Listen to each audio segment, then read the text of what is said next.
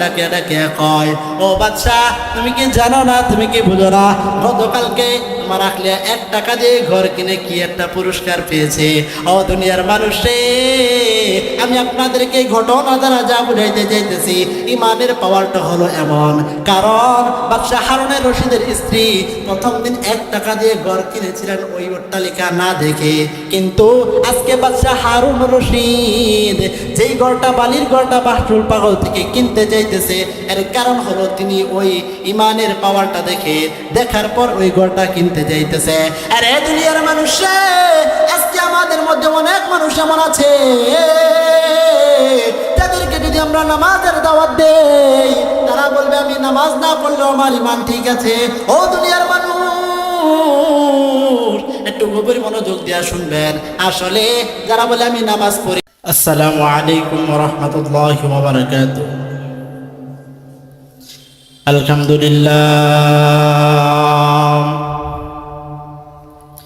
আলহামদুলিল্লাহ নাহমাদুহু ওয়া নাস্তাঈনুহু ওয়া নাস্তাগফিরুহু ওয়া নু'মিনু বিহি ওয়া নাতাওয়াক্কালু আলাইহি ওয়া নাউযু বিল্লাহি মিন শুরুরি আনফুসিনা ওয়া মিন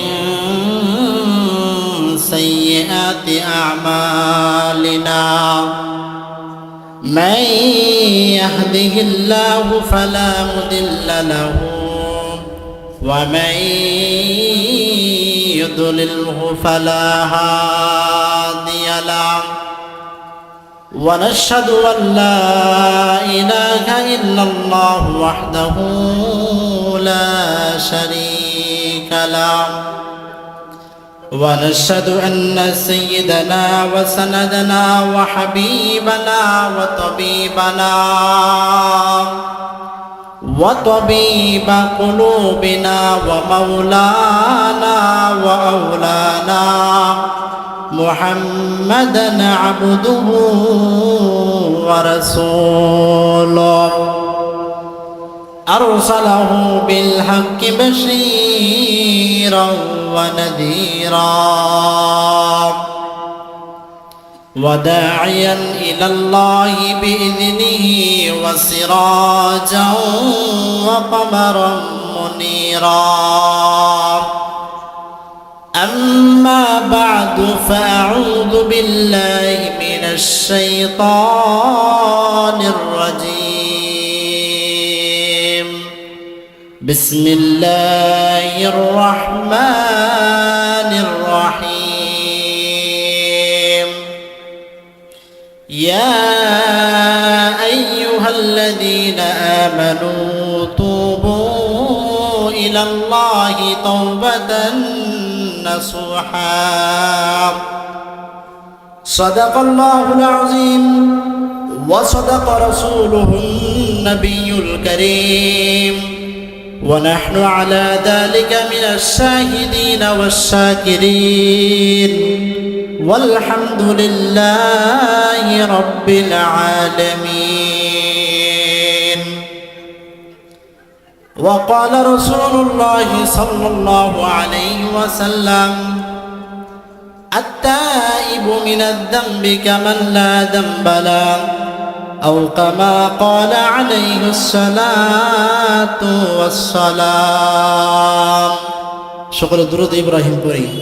اللهم صل على محمد وعلى آل محمد كما صليت على إبراهيم وعلى آل إبراهيم إنك حميد مجيد. اللهم بارك على محمد وعلى آل محمد كما باركت على إبراهيم وعلى آل إبراهيم إنك حميد مجيد.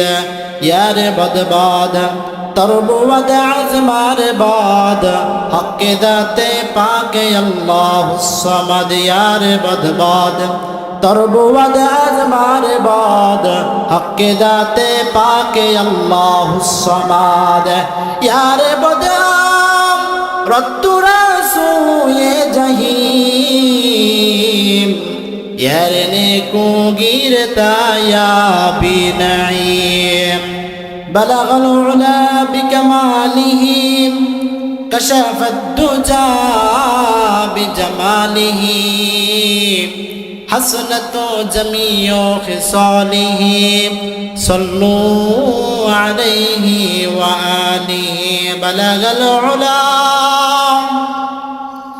بكماله كشف الدجى بجماله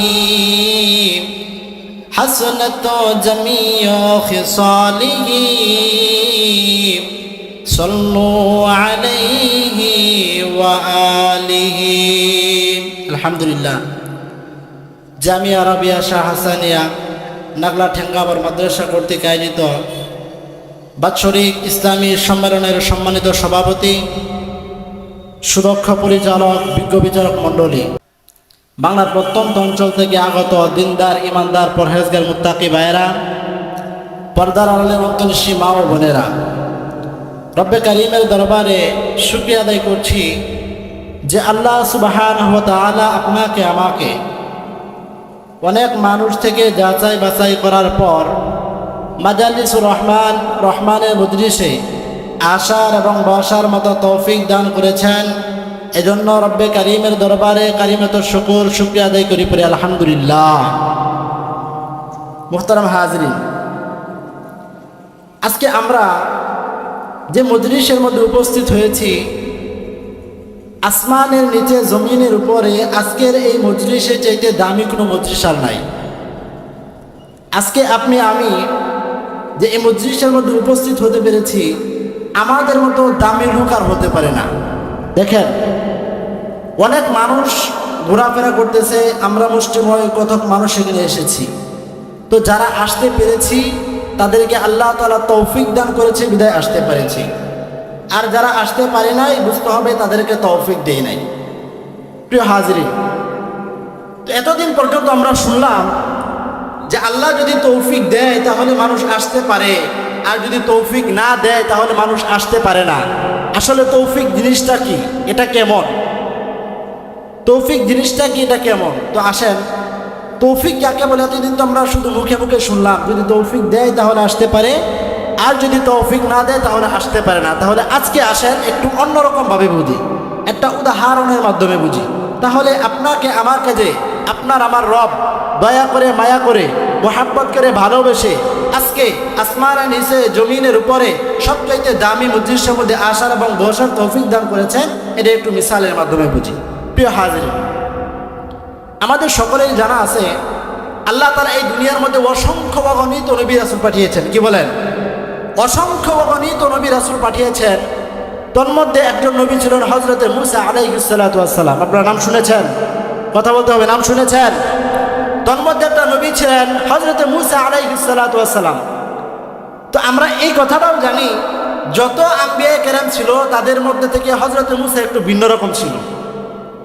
তো একবার হযরতে মূসা আলাইহিস সালাতু ওয়াস সালাম আল্লাহকে জিজ্ঞাসা করতেছে মা তৌফিক অথবা মাল তৌফিক, ইয়া আল্লাহ তৌফিক কি জিনিস, আপনি আমাকে তৌফিক শিক্ষা দেন। তো আল্লাহ বলে, মূসা এটা হলো বুঝার বিষয়, বুঝানোর বিষয় নাই। কি বলে? যে মূসা তৌফিক হলো এমন একটা জিনিস যেটা হলো বুঝার বিষয়, তোমার আকল দিয়ে বুঝতে হবে, তোমাকে বুঝানোর বিষয় না।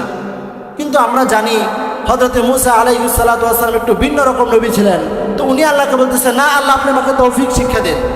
তো আল্লাহ হযরতে মূসাকে তৌফিক শিক্ষা দিবে। কিভাবে শিক্ষা দিবে?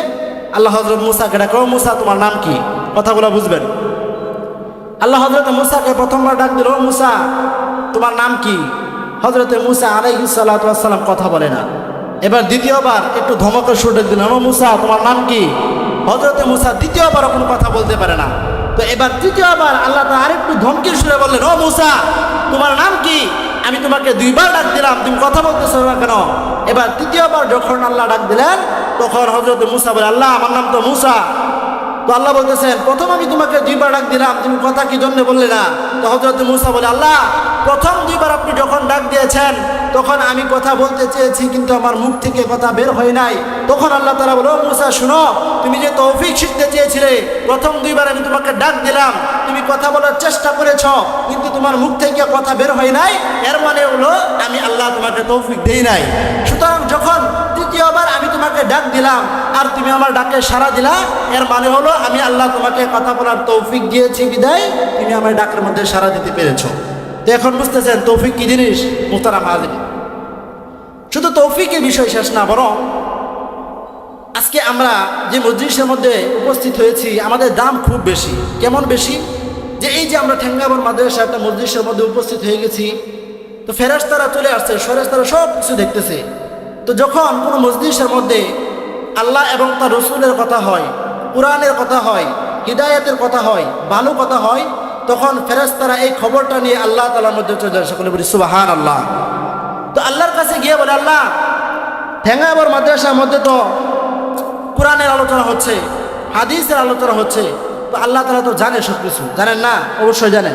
তো মুহতারাম হাজিরিন, দেখেন আজকে আমি আপনাদের সামনে উপস্থিত হয়েছি, আপনারা সকলে আমাকে চিনেন, আমার বাড়ি এখানেই, আমি এই মাদ্রাসার ছাত্র। কেমন ছাত্র? যে একটা ছাত্র যদি লেখাপড়া শুরু করে, লেখাপড়া শুরু থেকে নিয়ে প্রথম যেই ক্লাসটা ভর্তি হতে হয় সেটা হলো নুরানি মাদারিসে কওমিয়ার মধ্যে কোনো ছাত্র যদি পড়ে প্রাথমিক অবস্থায় তাকে নুরানি পড়তে হয়। তো প্রিয় হাজিরিন, আমি এই মাদ্রাসার মধ্যে আজ থেকে 12 বছর আগে নুরানি পড়েছি। এই মাদ্রাসার প্রতিটা ইট এবং বালির সাথে আমাদের গ্রান এখনো মিশে আছে। তো এই কথাগুলো কি জন্য বলতেছি? যে বর্তমান যে আপনাদের মাদ্রাসার মোহতামিম আছে, প্রতিষ্ঠাতা মোহতামিম আমার উস্তাদ এবং মুহতারাম চাচা হযরত মাওলানা আশরাফ আলী সাহেব, এবং আরও 2-1 উস্তাদ এমন আছে যাদের কথা না বললেই নয়। যেমন আছে আমাদের নাগলাবাজার চৌরাস্তা মোড়ের জামে মসজিদের ইমাম এবং খতিব হাফেজ হযরত মাওলানা আব্দুল জলিল সাহেব। এমনইভাবে আছেন আরেকজন উস্তাদ যার মেহনত, যার মুজাহাদা এই মাদ্রাসাকে প্রতিষ্ঠিত করার জন্য, এই মাদ্রাসাকে তিলে তিলে উঠানোর জন্য, যার পরিশ্রমকে বাদ দেওয়া যায় না, যাকে মাইনাস করে এই মাদ্রাসার কল্পনা দেওয়া যায় না, সেটা হলো আমার উস্তাদে মুহতারাম আব্দুল গনি সাহেব হাফিজাহুল্লাহ। তো ওনাদেরকে বাদ দিয়ে এই মাদ্রাসার ইতিহাস লক্ষ্য করা যায় না। এই মাদ্রাসা যখন আমার চাচাই মুহতারাম প্রতিষ্ঠিত করেছেন তখন বোধহয় আমার জন্ম হয় নাই। আমি শুনেছি এই মাদ্রাসার শুরু লগ্নের অবস্থা আমার চাচার মুখ থেকে, আমার বাবার মুখ থেকে, এলাকার মানুষের মুখ থেকে শুনেছি। এই মাদ্রাসার মধ্যে একটা ছনের ঘর ছিল, এই মাদ্রাসার মধ্যে একটা ছনের ঘর ছিল, যে ছনের ঘরটা যখন বৃষ্টি হইতো, তুফান হইতো, যতবার তুফান হইতো অন্য কোনো কিছু না ভাঙলে এই মাদ্রাসাটা ভেঙে যেত। তো দেখেন এই মাদ্রাসার নুরানি থেকে নিয়ে আজ পর্যন্ত, নুরানি থেকে নিয়ে আমি 2-3 জামাত পর্যন্ত এই মাদ্রাসায় পড়েছি। তারপরে আলহামদুলিল্লাহ আপনাদের দোয়ায় আল্লাহ তাআলার অশেষ মেহেরবানিতে ফুলপুর আদর্শ মাদ্রাসায় মিজান জামাত থেকে মেশকাত জামাত পর্যন্ত পড়েছি। এরপরে দাওরা হাদিস তথা মাস্টার্স সমাপনী শেষ করার জন্য বাংলাদেশের ঐতিহ্যবাহী দ্বীনি বিদ্যাপীঠ জামিয়া মাদানিয়া বারিধারা গুলশান ঢাকা 1 বছর দাওরা হাদিস কমপ্লিট করেছি। এরপর তাকাসসুসুল ফিকহি ওয়াল ইফতা, অর্থাৎ যাকে আমরা সহজ ভাষায় বুঝি মুফতি বুঝি, মুফতি সাহেব বুঝেন না, মুফতি বুঝি, এই মুফতি লেখাপড়া করার জন্য বর্তমানে আমি আছি জামিয়া মাহমুদিয়া আরবিয়া মাওলানা চৌরাস্তায়। এই বছর ইনশাআল্লাহ শেষ করতেছি। তো মুহতারাম হাজিরিন, আমাদের এই মাদ্রাসার মধ্যে আমাদের শ্রম, আপনাদের শ্রম খুব বেশি। আপনাদের এটা তো গর্বের বিষয় যে এই মাদ্রাসার যে অনেক ছাত্র আছে, আমার সাথে অনেকের পরিচিত আছে, যে এই মাদ্রাসার ফসল আজকে অনেক ছাত্র আলহামদুলিল্লাহ আপনাদের দোয়ায় বুখারীর দরজ দিতে সকালে আল্লাহু আকবার, আল্লাহু আকবার। আরে বুখারীর দরজ আপনি কি মনে করেছেন? বুখারীর দরজটা আপনি কি মনে করেছেন? যদি কুরআনুল কারীমের পরে, কথাগুলো মনোযোগ দিয়ে শুনেন, যদি কুরআনুল কারীমের পরে পৃথিবীর মধ্যে সবচাইতে বিশুদ্ধতম কোনো কিতাব, হাদিসের কিতাব থেকে থাকে, সেটা হলো বুখারী শরীফ। এই মাদ্রাসার অনেক ছাত্র আমার জানা মতো বুখারী শরীফ পড়ায়, আমার কোনো ছাত্র ভাই মুসলিম শরীফ পড়ায়, কোনো ছাত্র ভাই তিরমিজি শরীফ পড়ায়। আলহামদুলিল্লাহ এইভাবে ধারাবাহিকতার সাথে আমাদের এই মাদ্রাসা চলে আসতেছে। তো মুহতারাম হাজিরিন, আমি আপনাদের সামনে আজকে যে আলোচনা করার জন্য বসেছি বা যে আয়াত তেলাওয়াত করেছি, আল্লাহ তাআলা যদি আমাকে তৌফিক দান করেন, আমি আপনাদের সামনে সে আয়াত এবং হাদিসকে সামনে রেখে কিছু আলোচনা করার চেষ্টা করব ইনশাআল্লাহ। আল্লাহ তাআলা আমাকে এবং আপনাদেরকে আমলের নিয়তে ইখলাসের সাথে শোনার মতো তৌফিক দান করে সকলে পড়ি আমিন। মুহতারাম হাজিরিন, দেখেন আমি আপনাদের সামনে পবিত্র কালামুল্লাহর সূরা আত-তাহরিমের ৮ নম্বর আয়াত তিলাওয়াত করেছি এবং আল্লাহ রাসূল সাল্লাল্লাহু আলাইহি ওয়াসাল্লামের অসংখ্য অগণিত হাদিস থেকে একখানা হাদিস তিলাওয়াত করেছি। রব্বে কারীম যদি তৌফিক দান করেন আয়াত এবং হাদিসকে সামনে রেখে আলোচনা করব। মুহতারাম হাজিরিন, দেখেন মানুষের জীবনের মৌলিক বিষয় হলো দুইটা। কয়টা? জোরে বলেন। মৌলিক বিষয় দুইটা।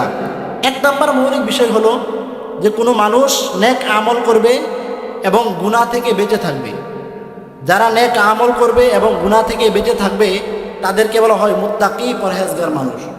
মুত্তাকি শব্দটা হচ্ছে আরবি। বাদশাকে ডাকে কয়, ও প্রাণের স্বামী, আপনি কি আমার একটা কথা রাখবেন নাকি? আপনি কি আমার একটা অনুরোধ রাখবেন নাকি? আপনি কি আমার একটা রিকোয়েস্ট রাখবেন নাকি? এবার বাদশা স্ত্রীকে ডাকে বলে, ও প্রিয়তমা স্ত্রী, তোমার জীবনের কত অনুরোধ তো আমি রাখলাম, তুমি একটা কথা বলার সঙ্গে সঙ্গে আমি পূরণ করি। তুমি কোনো কিছু চাওয়ার আগে আমি তোমাকে দিয়ে দেই। তুমি যদি টাকা চাও, টাকা চাওয়ার আগে তোমাকে আমি টাকা দিয়ে দেই। তুমি যদি শাড়ি চাও, শাড়ি চাওয়ার আগে আমি তোমাকে দিয়ে দেই। তোমার যদি কোনো কিছু প্রয়োজন হয়, তোমার চাইতে দেরি হয়, আমি বাচ্চা দিতে দেরি হয় না। আরে দুনিয়ার মানুষ, এইবার বাচ্চা তার স্ত্রীকে ডাকিয়া কয়, ও প্রিয়তমা স্ত্রী, বলো বলো বলো, তোমার কি দরকার? তুমি আমার কাছে এমন কি অনুরোধ করতে চাইতেছ? ও দুনিয়ার মানুষে, এইবার প্রিয়তমা স্ত্রী বাদশাকে ডাকে ডাকে কয়, ও আমার স্বামী, যান যান যান, আমি আপনাকে একটা টাকা দিতেছি, ওই টাকা দিয়ে আমার জন্য ওই মাটির ঘরটা কিনে নিয়ে আসেন। সুবহানাল্লাহ। আরে দুনিয়ার মানুষে, এইবার বাচ্চা মুচকি হাসি দিয়া প্রিয়তমা স্ত্রীকে ডাকে ডাকে কয়, ও প্রিয়তমা স্ত্রী, আমি তো জানতাম তোমার মেধাটা অনেক ভালো, আমি তো জানতাম তোমার ব্রেনটা অনেক ভালো, এই জন্য আমি তোমাকে খুব আল্লাহ সৎ করে বিয়ে করেছিলাম। কারণ আমার যেহেতু ব্রেন ভালো, এখন যদি তোমার ব্রেনটা ভালো হয়, তোমার মাথার প্রেশারটা যদি ভালো হয়, তাহলে আমাদের থেকে ভালো ভালো সন্তান হওয়ার সম্ভাবনা আছে। আরে দুনিয়ার মানুষ,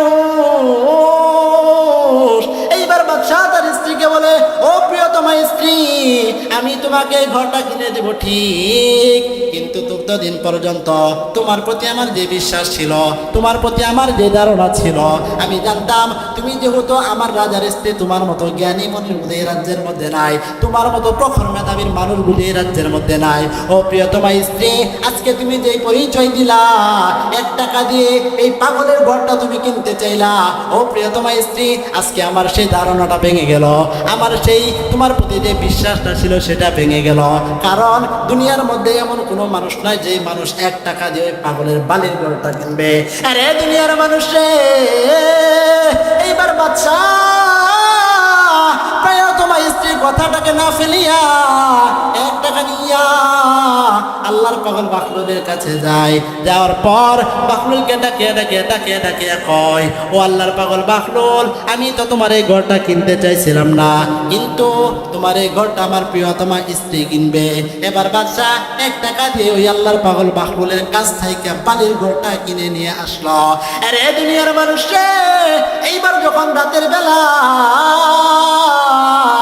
আল্লাহর পাগল বাখলু, আল্লাহ বাদশা এবং তার স্ত্রী রাতের বেলায় ঘুমাতে গেল। যখন ঘুমিয়ে পড়লো, বাদশা হঠাৎ করে স্বপ্ন দেখে। কি স্বপ্ন দেখে? বাদশা স্বপ্ন দেখে এত সুন্দর একটা প্রাসাদ, তার যে রাজপ্রাসাদ আছে তার চাইতে কোটি কোটি গুণে সুন্দর একটা প্রাসাদ। এবার বাদশা বাখলুল পাগলকে ডাকিয়ে কয়, ও বাখলুল পাগল, আজকে তোমার কলটা কত টাকা বিক্রি করবে? এবার আল্লাহর পাগল বাখলুল পাগল বাদশাকে ডাকিয়ে ডাকিয়ে কয়, ও বাদশা, গতকালকে আমি নিজে থেকে তোমাকে প্রস্তাব করেছিলাম, আমি নিজে থেকে তোমাকে ইজাব করেছিলাম আমার ঘরটা 1 টাকা দিয়ে কেনার জন্য, কিন্তু তুমি 1 টাকা দিয়ে কিনো নাই। আজকে যেহেতু তুমি নিজে এই ঘরটার দাম করতেছ, আজকে তোমার কাছ থেকে আমি ঘরের দাম নিব 1 লক্ষ টাকা।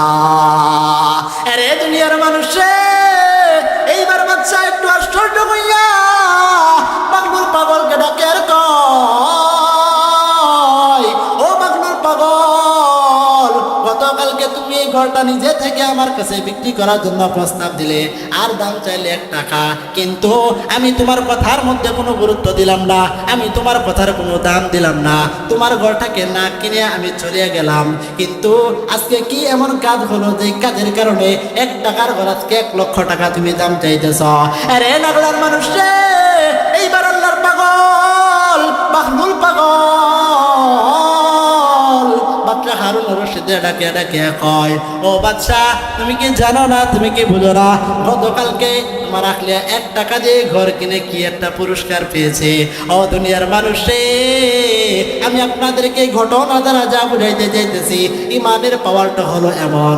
কারণ বাদশা হারুনের রশিদের স্ত্রী প্রথম দিন 1 টাকা দিয়ে ঘর কিনেছিলেন ওই অট্টালিকা না দেখে, কিন্তু আজকে বাদশা হারুন রশিদ যেই ঘরটা, বালির ঘরটা বাহরুল পাগল থেকে কিনতে চাইতেছে, এর কারণ হলো তিনি ওই ইমানের পাওয়ারটা দেখার পর ওই ঘরটা কিনতে চাইতেছে। আরে দুনিয়ার মানুষ, আজকে আমাদের মধ্যে অনেক মানুষ এমন আছে তাদেরকে যদি আমরা নামাজের দাওয়াত দেই, তারা বলবে আমি নামাজ না পড়লেও আমার ইমান ঠিক আছে। ও দুনিয়ার মানুষ, একটু গভীর মনোযোগ দিয়া শুনবেন। আসলে যারা বলে আমি নামাজ পড়ি না, রোজাও রাখি না, হজ করি না, অনেক মানুষ তো এমন পাওয়া যাবে যারা বলবে জীবনে একবার নামাজ পড়লে আর কোনো নামাজ লাগে না।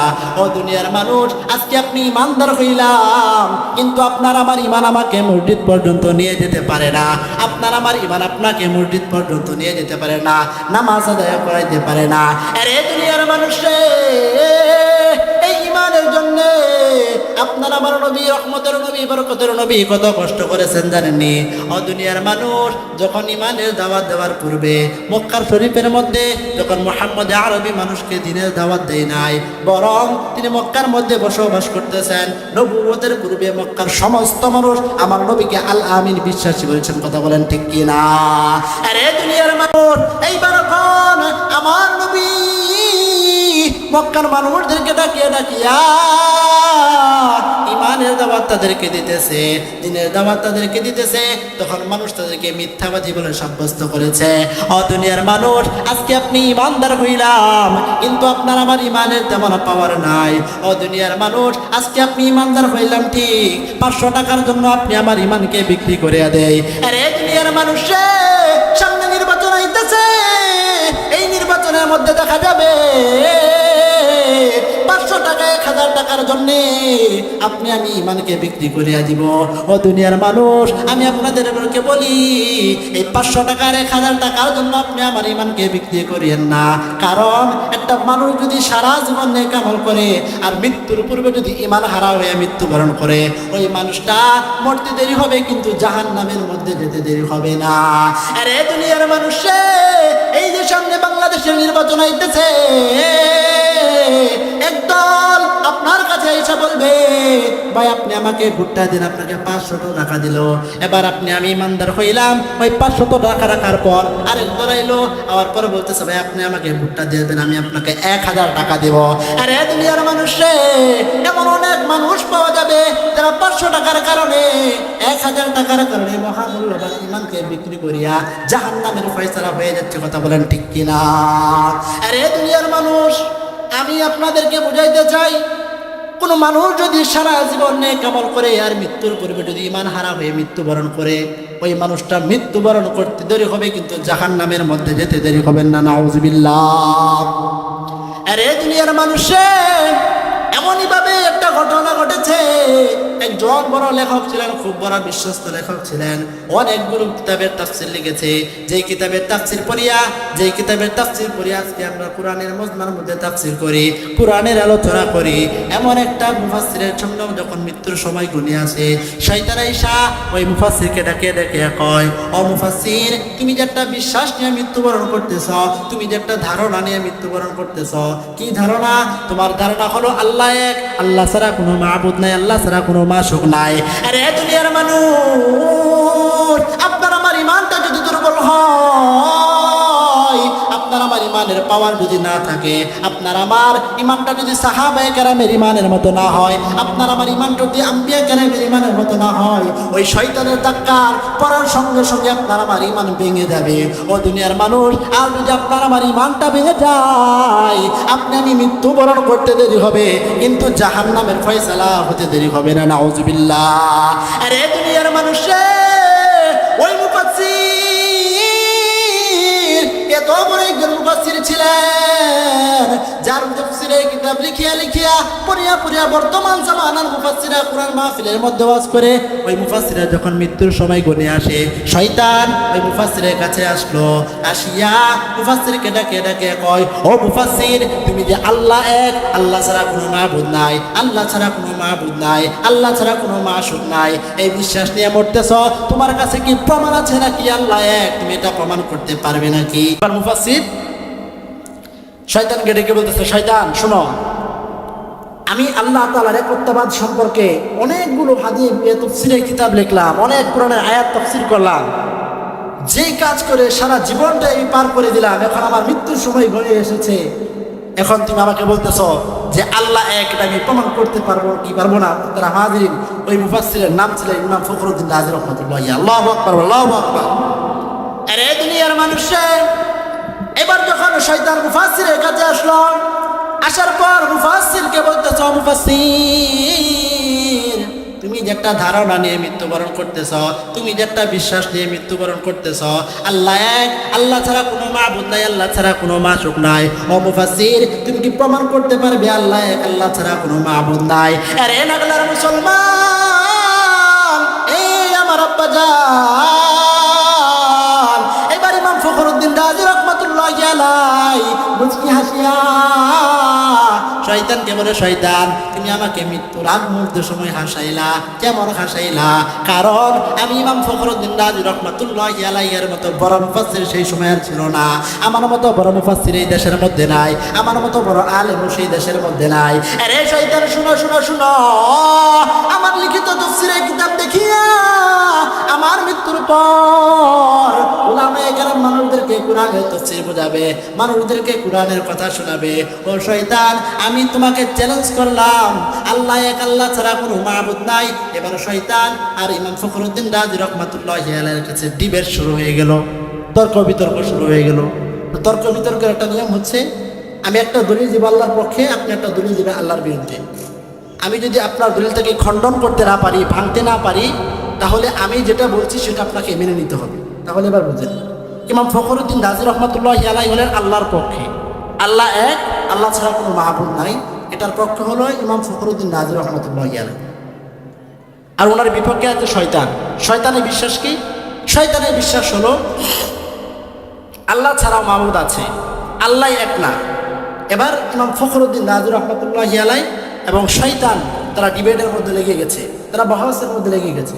তো ইমাম ফখরুদ্দিন রাজির কাছে আল্লাহ তাআলার এক সম্পর্কে, আল্লাহ এক, এটা ছাড়া আর কোনো মাবুদ নাই, কেউ নেই, আল্লাহ খাওয়ায়, আল্লাহ পড়ায়, আল্লাহ সৃষ্টি করে, আল্লাহ মৃত্যু দেন, এই সম্পর্কে ইমাম ফখরুদ্দিনের কাছে 99টা দলিল ছিল। কয়টা দলিল? 99টা দলিল ছিল।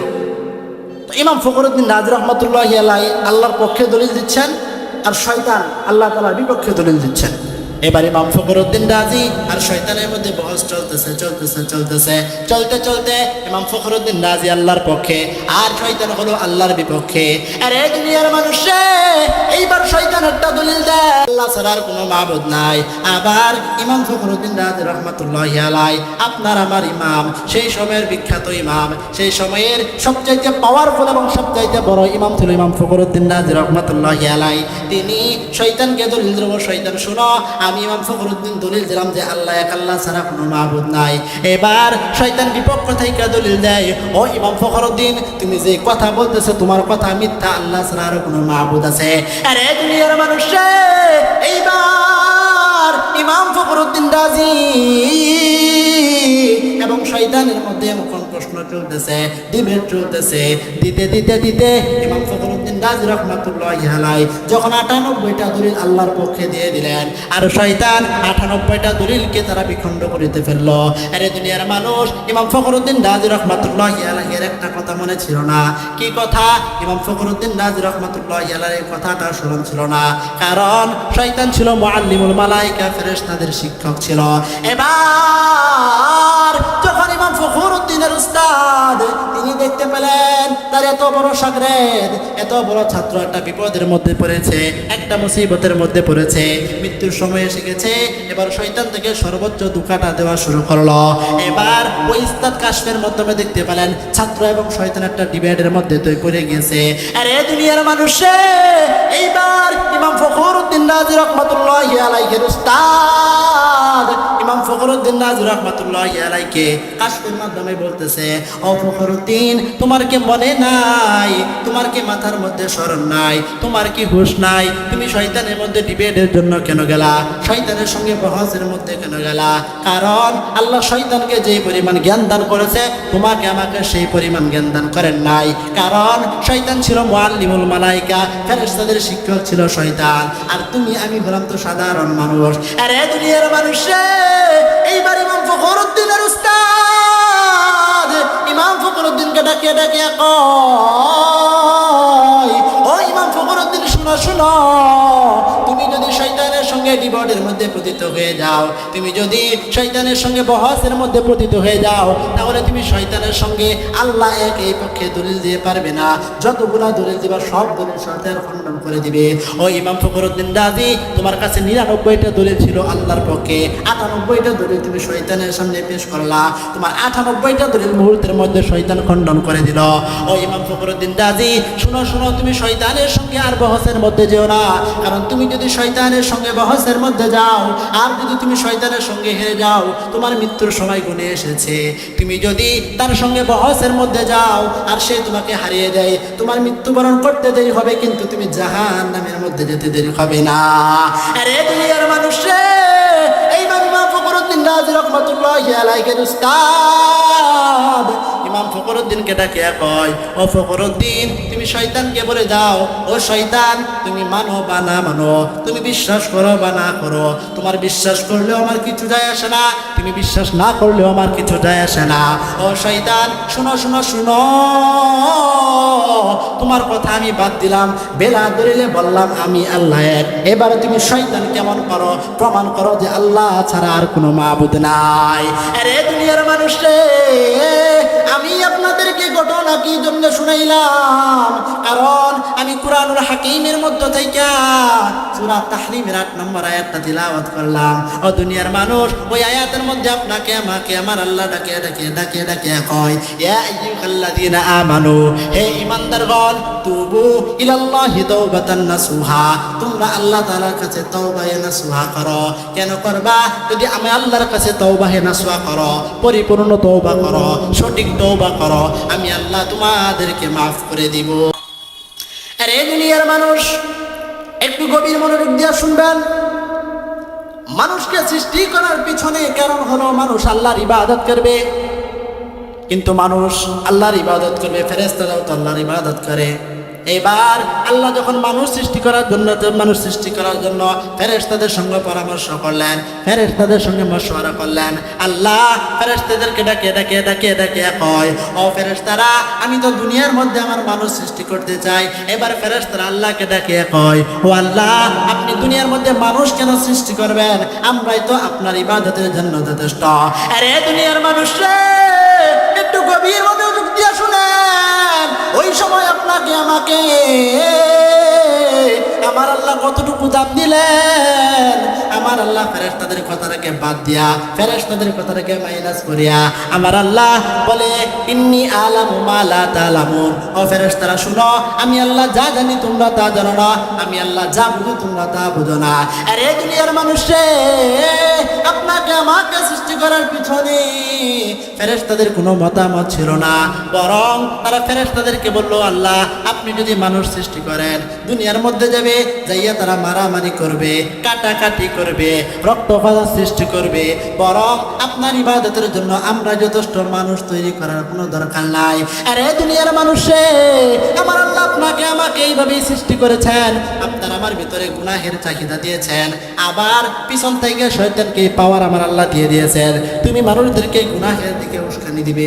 এখন আপনার আমার প্রশ্ন হতে পারে কি, যে আল্লাহ তো আমাদেরকে এভাবে সৃষ্টি করলেই পারতেন, তো গুনাহের স্বভাব আমার ভিতরে কি জন্য দিলেন? আবার শয়তানকেও সেই পাওয়ার দিয়ে দিলেন যে তোমরা মানুষকে গুনাহের দিকে উস্কানি দিবে, এটা কি জন্য করলেন? এটা করার কারণ হলো, দেখেন যে রাসূল আকরাম সাল্লাল্লাহু আলাইহি ওয়াসাল্লাম যখন মেরাজের মধ্যে যায়, তখন তিনি গিয়ে দেখেন যে আসমানের মধ্যে অনেক ফেরেশতা, লাখ লাখ ফেরেশতা, ফেরেশতাদের কোনো অভাব নেই। কিছু ফেরেশতা এমন রয়েছে যারা সিজদারত অবস্থা রয়েছে, পৃথিবীর শুরু লগ্ন থেকে আজ পর্যন্ত, বরং কিয়ামত পর্যন্ত তারা সিজদারত অবস্থায় থাকবে। আবার কিছু ফেরেশতা এমন রয়েছে যারা রুকু অবস্থায় থাকবে, তারা কিয়ামত পর্যন্ত রুকু অবস্থায় থাকবে। আবার কিছু ফেরেশতা এমন রয়েছে যারা দাঁড়িয়ে রয়েছে, কিয়ামত পর্যন্ত তারা দাঁড়িয়ে থাকবে। তো এই ইবাদতের জন্য ফেরেশতারাই যথেষ্ট ছিল, মানুষের কোনো প্রয়োজন ছিল না। কিন্তু তবু আপনাকে আমাকে কেন আল্লাহ সৃষ্টি করেছেন? সৃষ্টি করার কারণ হলো, আপনাকে আমাকে সৃষ্টি করার কারণ হলো আল্লাহ তাআলা আমাদেরকে পরীক্ষা করতেছেন। কেমন পরীক্ষা? দেখেন যে আমাদের ভিতরে গুনাহের চাহিদা দিয়েছে, আবার শয়তানকে এই পাওয়ার দিয়ে দিয়েছে যে তুমি মানুষকে উস্কানি দিবে, যা হয়তো তারা গুনাহ করে ফেলে। তো এখন কথা হলো যে আপনাকে আমাকে সৃষ্টি করার পর এই পাওয়ার কি জন্য শয়তানকে দিলেন? কারণ হলো ফেরেশতারা যে আল্লাহর ইবাদত করে, তাদের ভিতরে গুনাহ করার কোনো চাহিদা নাই, তাদের ভিতরে গুনাহ করার কোনো চাহিদা নাই। কিন্তু আপনার আমার ভিতরে গুনাহ করার চাহিদা আছে। এই গুনাহ করার চাহিদা থাকা সত্ত্বেও যদি আপনি আমি গুনাহ না করি, আল্লাহর ইবাদত করি, তাহলে আপনার আমার এই ইবাদতটা আল্লাহ তাআলার কাছে প্রিয় হয়ে যাবে। এই জন্য আপনাকে আমাকে আল্লাহ সৃষ্টি করেছেন। সামনে সূরা আত-তাহরিমের যে ৮ নম্বর আয়াত তেলাওয়াত করলাম, ওই আয়াতের মধ্যে আল্লাহ বলেন, ইয়া আইয়ুহাল্লাযীনা আমানু তুবু ইলাল্লাহি তাওবাতান নাসুহা। আরে দুনিয়ার মানুষে, আমার আল্লাহ সূরা আত-তাহরিমের ৮ নম্বর আয়াতের মধ্যে আপনাকে আমাকে ডেকে ডেকে কয়, ইয়া আইয়ুহাল্লাযীনা আমানু তুবু ইলাল্লাহি তাওবাতান নাসুহা। মানুষের কাছে তোমরা আল্লাহর কাছে খাঁটি তওবা করো। ও দুনিয়ার মানুষে, আজকে আপনি আমরা একটা ভুল সিদ্ধান্তের মধ্যে রয়েছি। কিছু কিছু আলোচকদেরকে দেখা যাবে এখানে তাওবাতুন নাসুহা মানে তারা নাসু একটা ব্যক্তিকে ধর্তব্য করে। আরে দুনিয়ার মানুষে, আপনি যদি আয়াতের তাফসীরের মধ্যে যান, তাহলে আপনি পাবেন নাসু কোনো ব্যক্তি ছিল না, বরং নাসু শব্দের হলো খাঁটি তওবা করা, উত্তমভাবে তওবা করা, এমনভাবে তওবা করা যে আল্লাহ কবুল করে করে করে। ও দুনিয়ার মানুষে, এই আয়াতের তাফসীর করতে গিয়া কোনো আলোচক একটা উদাহরণ দেয়। কি উদাহরণ দেয়? একজন বাদশা ছিল, ওই বাদশার সুন্দর একটা মাইয়া ছিল। এবার বাদশা এলাকার মধ্যে ঘোষণা করেছে, আমার মেয়েকে গোসল দেওয়ার জন্য একটা সুন্দরী মহিলা দরকার, সুন্দরী একটা মেয়ে দরকার। আরে দুনিয়ার মানুষে, এমন সময় ওই এলাকার মধ্যে একটা খারাপ যুবক ছিল। ওই যুবক চিন্তা করে, আমি যেহেতু খারাপ মানুষ, আমি মহিলা সেজে ওই বাচ্চার মেয়েকে গোসল করার দায়িত্বটা আমি নিব। ও দুনিয়ার মানুষে, এবার ওই যুবক মানুষ মেয়ে সাজিয়া, মেয়েদের কাপড় চোপড় পরিয়া, মেয়েদের মতো লম্বা লম্বা চুল রাখিয়া ওই বাচ্চার মেয়েকে গোসল দেওয়ার চাকরিটা নিয়ে নিল। ও দুনিয়ার মানুষকে আমার আল্লাহ বলে, আমি আল্লাহ মানুষদেরকে ছাড় দেই কিন্তু ছেড়ে দেই না। আপনি যত গুনাহ করেন আমার আল্লাহ ছাড় দিবে, কিন্তু একবারে ছেড়ে দিবে না। আরে দুনিয়ার মানুষে, এইবার ওই বা ছেলেটা যখন ২-৩ বছর যখন মেয়ে সেজে বাদশার মেয়েকে গোসল দিল, ২-৩ বছর পূর্বে যখন তার গুনাহের মাত্রাটা বেড়ে গেল, গুনাহটা অতিরিক্ত বেড়ে গেল, তখন আমার আল্লাহ তাকে হিদায়াত দেওয়ার জন্য, আমার আল্লাহ তাকে গুনাহ থেকে মুক্তি দেওয়ার জন্য তাকে একটা পরীক্ষার মধ্যে ফেলে দিলেন। এই পরীক্ষার মধ্যে ফেলে দিলেন, যদি ঘটনাটা একটু মনোযোগ দিয়ে শুনুন আপনি আমি বুঝতে পারবো। আরে নাগলার মানুষে, এইবার যখন ৩-৪ বছর ওই ছেলেটা মেয়ে সাজিয়া বাচ্চার মেয়েকে গোসল দেয়, বাচ্চার মেয়েকে খাবার খাওয়ায়, বাচ্চার মেয়ে যেখানে গোসল করে সেখানে সে পাহাড়াদার হিসাবে কাজ করে। এবার 3-4 বছর পরে আবার আল্লাহ তাকে একটু গুনাহ থেকে পরিত্রাণ দেওয়ার চেষ্টা করলেন, গুনাহ থেকে পরিত্রাণ দেওয়ার একটা সুযোগ করে দিলেন। ও দুনিয়ার মানুষ, এবার হঠাৎ করিয়া ওই বাচ্চার মেয়ে যে গলার মধ্যে একটা স্বর্ণের হার ব্যবহার করতো, হারটা হারিয়ে গেছে। এবার মেয়ে গিয়া তার বাবাকে ডাকিয়ে কয়, ও বাবা, আমার গলার মধ্যে যে স্বর্ণের হারটা আপনি দিয়েছিলেন, যে হারটা আপনি উপহার দিয়েছিলেন, আমার হারটা হঠাৎ করে গলা থেকে পড়ে যায়, কিন্তু আমি হারটাকে অনেক খোঁজাখুঁজি করলাম কিন্তু পাইলাম না। আরে দুনিয়ার মানুষে, বাচ্চার কানের মধ্যে যখন এই সংবাদটা পৌঁছে গেল, তখন বাদশা প্রহরীদেরকে বলল, ও প্রহরীরা, রাজ্যের যে প্রধান গেট আছে ওই গেটটা বন্ধ করে দাও, রাজ্যের সমস্ত মানুষকে চেকিং করা হবে, কারণ আমার মেয়ের এই গহনা রাজ্যের বাহিরের কোনো লোক নেই নাই। এবার বাদশা যখন মানুষদেরকে চেকিং করা শুরু করে দিল, ও দুনিয়ার মানুষ, এই চেকিং এর ব্যবস্থাটা ছিল একটু ভিন্ন রকম, অন্য সিস্টেমে একটু চেক করতে লাগলো। আরে দুনিয়ার মানুষে, ওই বাচ্চা কিভাবে চেক করতে লাগলো, ওই রাজ্যের মধ্যে যত মানুষ ছিল সব মানুষকে একটা কাতারের মধ্যে দাঁড় করাইলো।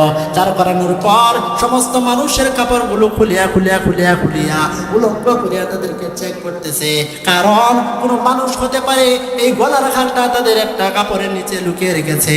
ও দুনিয়ার মানুষ, এবার যখন একজন করে চেক করে আসতেছে, এবার ওই যুবকের তো মাথা নষ্ট। যুবক চিন্তা করে, খাই কি করলাম, 3-4 বছর মেয়ে লুক শিখে বাচ্চার মেয়ের মতো সঙ্গে খারাপ কাজ করলাম, বাচ্চার মেয়েকে গোসল দিলাম, বাচ্চার মেয়েকে খেদমত করলাম।